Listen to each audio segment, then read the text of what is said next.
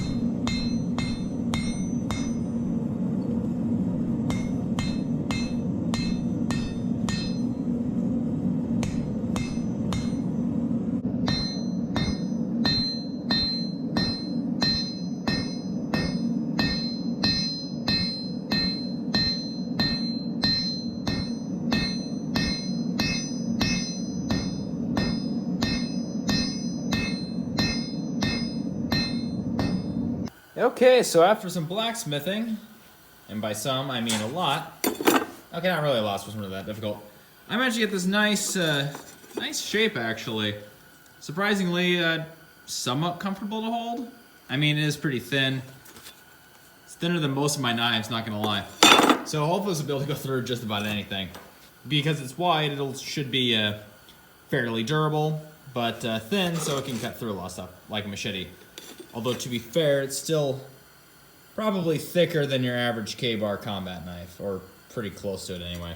So, most of my stuff's fairly beefy. Trying to work on that, but anyway. So I still have a little extra meat here.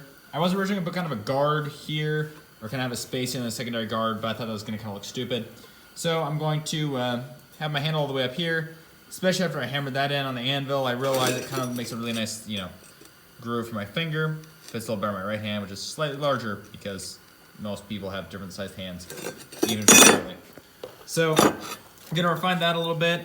Again, kind of refine this shape a little bit better because it's a little wonky.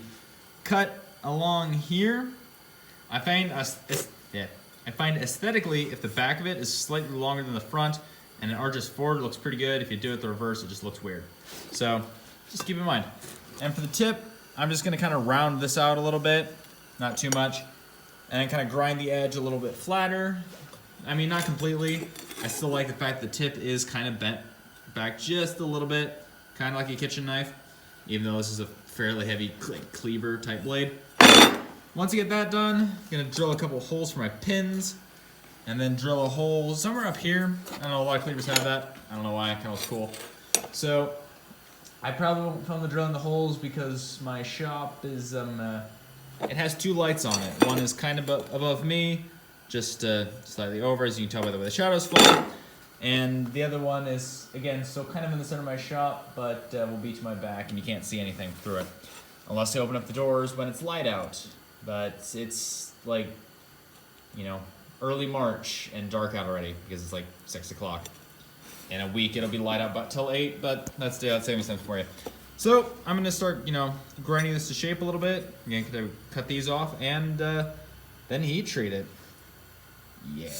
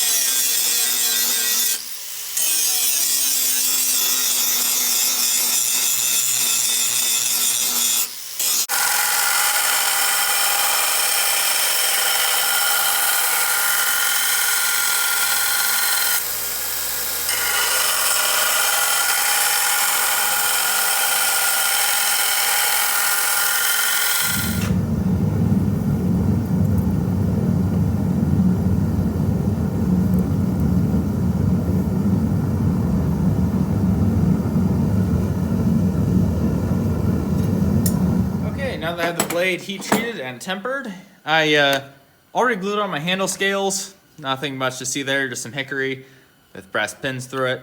I started cutting out these little these little valleys in, just kind of help chisel it open. Then I'm gonna just take a file, smooth everything out, and then shape it more with a belt sander. And yeah, all the usual handle making stuff.